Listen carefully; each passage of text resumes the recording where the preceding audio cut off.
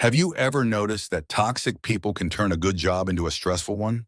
You work hard, you meet deadlines, you help your team, yet somehow one toxic coworker creates more stress than the actual work itself. They criticize, they gossip, they manipulate, they take credit, and sometimes they make you question your own abilities. The surprising part is that the most successful professionals don't waste energy fighting toxic coworkers.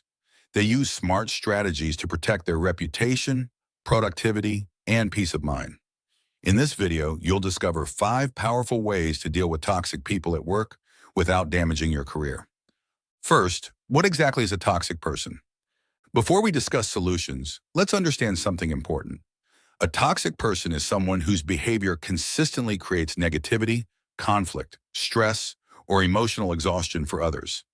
Most toxic people follow a predictable cycle. Trigger, reaction, drama, attention, repeat. They provoke. Someone reacts emotionally, drama begins, attention increases. The toxic behavior continues. Your goal is simple: break the cycle. The important thing to understand is this: not every difficult person is toxic. Everyone has bad days, but toxic people create a pattern of negative behavior over time. Once you recognize that pattern, you can respond intelligently. The 5 strategies we're about to discuss help you do exactly that. First way, stop taking their behavior personally and avoid overanalyzing every interaction. This may be the most important lesson in the entire video. The moment you stop taking it personally and stop overanalyzing it, toxic people lose half their power over you. Most toxic people occupy more space in your mind than they deserve. You replay conversations. You wonder what they meant. You question yourself. Meanwhile, they're already focused on someone else. For example, consider Abraham Lincoln. Lincoln faced constant criticism from political rivals, newspapers, and even members of his own cabinet. Some newspapers openly mocked him. Yet Lincoln became known for focusing on the mission rather than every insult. If he had spent his time reacting to critics instead of pursuing his goals, history might remember him very differently. When a toxic coworker says something negative, ask yourself, is this fact or opinion? Many toxic comments are simply opinions disguised as facts. How to manage this? Instead of thinking, why did they say that? Ask, what action should I take? If no action is required, move on. This immediately saves emotional energy. Remember, you cannot control their behavior, but you can control your reaction. And that reaction determines your peace of mind. But what if the criticism is true? Then it becomes useful feedback. Take the lesson, ignore the negativity, improve the skill, move forward. Second way, maintain professional composure and respond with facts, not emotions. Toxic people rarely win because they're smarter. They often win because they control the emotional environment around them. They know exactly how to push buttons. They know how to trigger frustration, insecurity, or defensiveness. And once emotions take over, rational thinking disappears. That's why some of the most successful professionals use a strategy that combines 2 powerful principles: the gray rock method and fact-based communication. The gray rock method simply means becoming emotionally uninteresting to toxic people. You don't give them the reaction they're looking for. At the same time, you communicate using facts, evidence, and objective information rather than feelings. For example, during negotiations in South Africa, Nelson Mandela became famous for remaining calm under pressure. People expected anger. Instead, they got composure. That composure became power. The same principle applies in the workplace. When others become emotional, your professionalism becomes your advantage. Toxic coworker. You always miss important details. That's why projects get delayed. Most people immediately become defensive. That's not true. What are you talking about? Now the conversation becomes emotional. Instead, a professional response might be, can you point out the specific details that were missed so I can review them? Notice what happened. The conversation shifted from accusation to evidence, from emotion to facts, from conflict to clarity. How to manage this? Keep responses short, professional, neutral, fact-based. The goal isn't to be rude. The goal is to avoid feeding unnecessary drama. Remember, smart people don't react to every provocation. They choose where their energy goes. Third way, understand their triggers and establish clear professional boundaries. Toxic people are often experts at finding emotional triggers. They know how to make people angry. They know how to make people defensive. The smartest employees understand their own triggers first, because once you know your triggers, others lose power over them.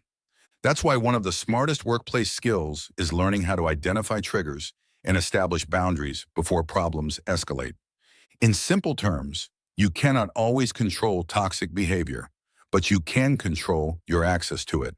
For example, Toyota became famous for identifying recurring problems instead of treating every issue as a separate event. The same idea works with people. Study the pattern. Don't just react to the incident. Why boundaries matter? Many people believe boundaries are about keeping others out. Actually, boundaries are about protecting what matters most: your time, energy, reputation, and productivity. Over time, toxic people learn that you are not available for unnecessary drama. But if you fail to set a boundary, someone else decides how those resources are used. How to manage this? Step 1. Identify their trigger strategy.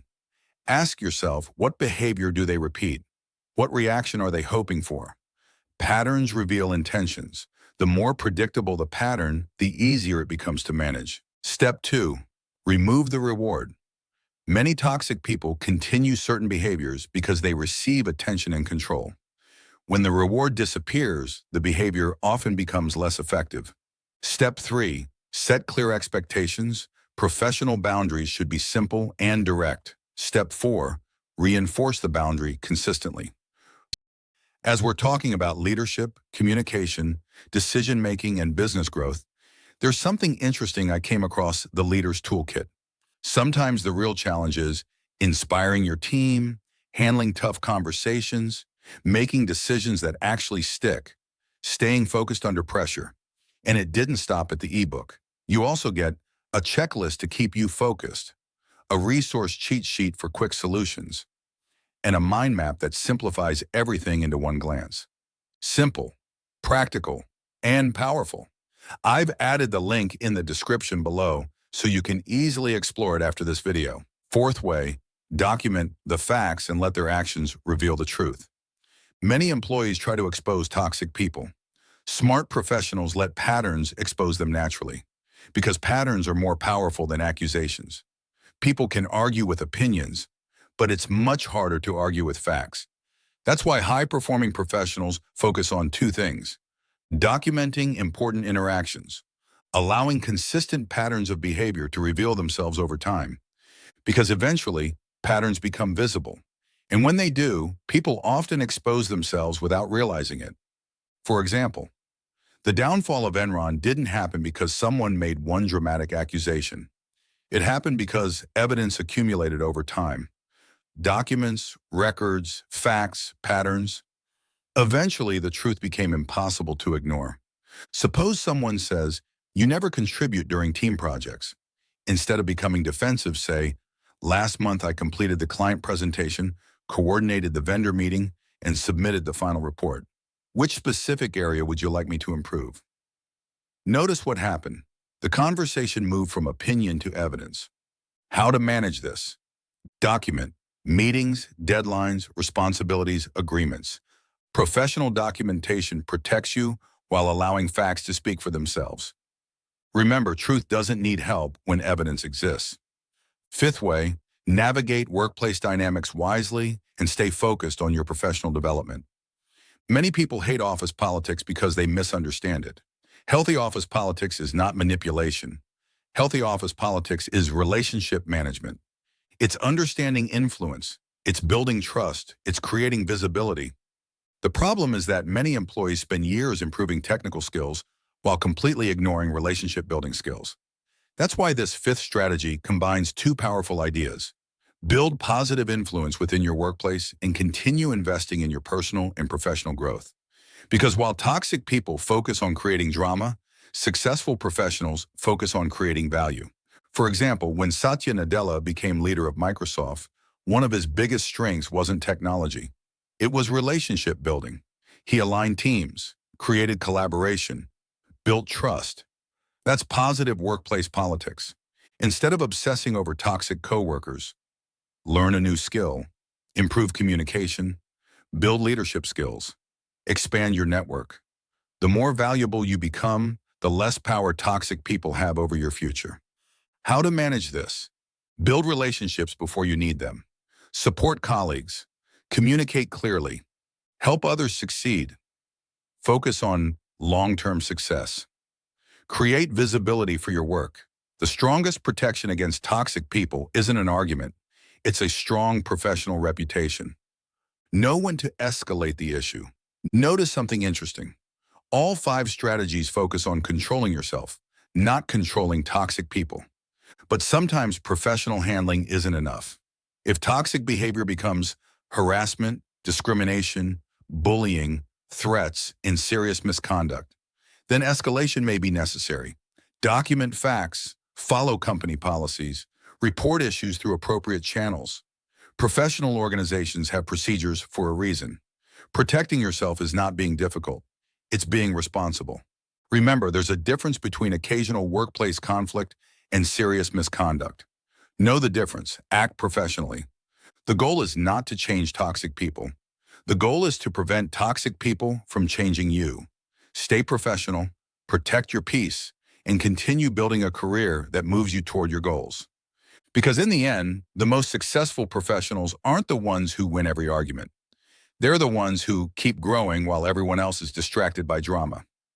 If you enjoyed this video, comment below. Which of these 5 strategies do you think is the most important? And check out our next video on 12 silent habits smart employees use to build powerful careers. Click here to watch it next.